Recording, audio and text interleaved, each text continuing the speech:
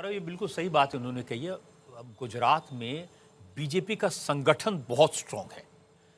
यही वजह थी कि नरेंद्र मोदी ने एक झटके में पूरी की पूरी सरकार बदल दी, मुख्यमंत्री सारे मंत्रियों को हटा दिया।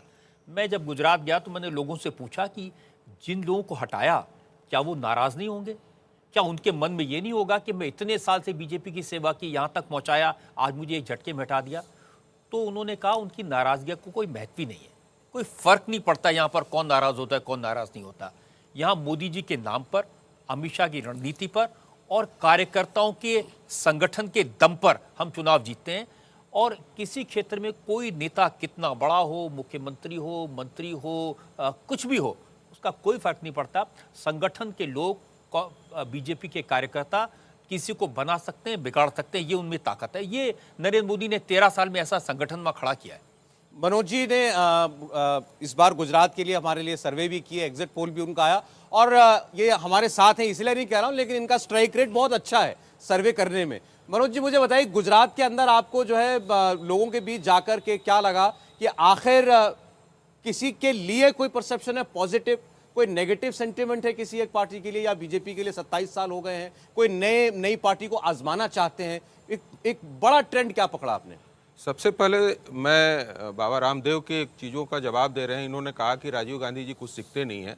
मुझे लगता है कि नहीं सीखते हैं, ये गलत आप उसको साबित कर सकते हैं। सीखते ऐसे हैं कि बाबा रामदेव ने तप किया, इसके बाद अपना सारा स्वराज खड़ा किया और ये किया। मोदी जी के बारे में कहा जाता है कि ऋषिकेश में उन्होंने तप किया, राजनीति में आए। योगी महाराज का कहा जाता है कि उन्होंने पहले मठ में गए, शिक्षा पाई है किया। ये मोदी जी की इस बात को इन्होंने ग्रहण किया। वो मोदी जी कहते थे कि भाई मेरा क्या, मैं तो लोटा उठाऊंगा चल दूंगा, और राहुल गांधी कहीं वही तो नहीं कर लिए, उस बात को उन्होंने नहीं पकड़ लिया कि लोटा उठाए और राजनीति से बाहर। ये चीजें गुजरात के चुनाव में ये चीजें दिखी मुझे, जो समझ में मैं पाया। दूसरी बात है कि जहां तक गुजरात की बात करें, सभी लोगों का एक मत है कि वहां पे सिर्फ मोदी जी हैं और अमित शाह का संगठन में काम करने की जो तरीके वो है। इस बार सौराष्ट्र को इन लोगों ने, देखिए बीजेपी हमेशा उसका एक टारगेट रहा कि जहां हम कमजोर हैं उसको कैसे मजबूत करें। उनको लगा कि पिछली बार हम सौराष्ट्र में ऐसे कर ले रहे हैं, या कच्छ में जो हमारा एरिया है, तो उन्होंने उस लीडर के हिसाब से वहां पे पूरे को प्रोग्राम को तैयार किया और उस पर उन्होंने जोर लगाया। जहां तक मुख्यमंत्री की बात है, विरोधी हैं उनके, कुछ हैं जो नेता हटे उनके बारे में है, पब्लिक उससे कोई नहीं ले। उनको पता है कि ये जो हमारे नेता है ये गुजरात के लिए कुछ नहीं कर सकते हैं। नरेंद्र मोदी है जो हमारी पूरी पहचान को, गुजरात को बना के रखेंगे, और इस आधार पर करते हैं। जैसे यूपी के योगी महाराज गए, कच्छ की एरिया कह दीजिए, भुज का एरिया कह दीजिए, या सौराष्ट्र के जिन एरिया में आप जाकर उनके सभाओं को देखें, हम लोगों ने जाकर देखा है, इतने लोग उमड़ कर आए थे और इस तरीके से प्रोग्राम को डिजाइन किया गया था। कांग्रेस के तो नेता नहीं, जो उसके कार्यकर्ता थे अपने आप को बचाने के लिए पूरी तरह से लगे हुए थे। और जिस तरीके से अरविंद केजरीवाल ने सरकार के विरुद्ध एक माहौल बनाया, और जब बैक हुए तो इसके बाद हुआ क्या कि वो सारे जो वोटर थे जो बीजेपी के अगेंस्ट में थे, वो सारे कांग्रेस की तरफ शिफ्ट हो गया। यही कारण है कि आज कांग्रेस वहां पर जीवित नजर आ रही है। यदि ये चीजें नहीं होता तो आप जान लीजिए कि कांग्रेस की और बुरी स्थिति होती। कांग्रेस की हम बात कर रहे हैं, हम केजरीवाल की बात कर रहे हैं, लेकिन रजत जी एक और फैक्टर है जो गुजरात चुनाव में काफी इंपॉर्टेंट रहा, और वो रहा ओवैसी का तड़का, क्योंकि वो भी पहुंचे गुजरात चुनाव में और पूरा चुनाव कैसे फिर पोलराइज हुआ ये हम सबने देखा। हालांकि उन पर आरोप लगे कि वो वोट कटवा हैं, उन पर आरोप लगे कि वो बीजेपी की सी टीम है, बी टीम तो केजरीवाल को कांग्रेस बताती है। ये कितना दिलचस्प फैक्टर रहा गुजरात चुनाव? देखिए, ओवैसी की लाइन लेंथ बिल्कुल क्लियर है। वो जानते हैं कि उन्हें सिर्फ मुसलमानों के वोट चाहिए और वो उन्हीं की बात करते हैं। वो बताते हैं उनके ऊपर कितने जुल्म हुए, कितनी तकलीफ हुई, और गुजरात में वो इस बात का फ़ायदा उठा रहे हैं कि जो बाकी पार्टियां हैं, जैसे कांग्रेस है और केजरीवाल दोनों, इन लोगों ने ना बिल्किस बानो के केस की बात की, ना इन लोगों ने मुसलमानों पर वो एक जुल्म की बात की, ना इन्होंने 2002 के दंगों की बात की, जो बातें पहले ये लोग करते थे।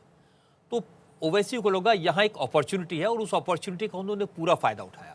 माने जहरत भाई ये कह सकते हैं मुसलमानों को पोलराइज करने के लिए और इधर बीजेपी के साथ हिंदुओं को पोलराइज करने के लिए एक बड़ा ब्रह्मास्त्र बीजेपी के हाथ लगा हुआ है, बीजेपी के बाहर रह करके भी।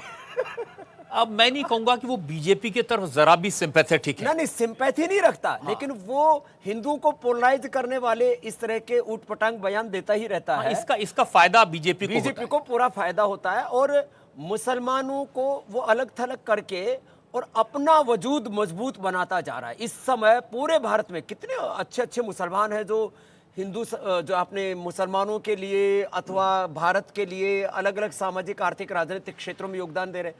पूरा जो है इस्लामिक जो थॉट प्रोसेस है वो ओवैसी पर जाकर क्यों टिक जाता है? तो उसने अपने आप को स्थापित कर लिया। देखिए, वो अच्छे स्पीकर हैं, अच्छे ओरेटर हैं, अच्छे लॉयर और लोगों के दिल की बात उठाते हैं और बड़ी बेबाकी से बेधड़क होकर के अपनी बात कहते हैं। ये बहुत बड़ी क्वालिटी उनमें है। हर्षवर्धन जी भी कुछ ऐड करना चाह रहे थे इस पे। कह रहा हूं कि एक ये शब्दावली है वोट कटवा।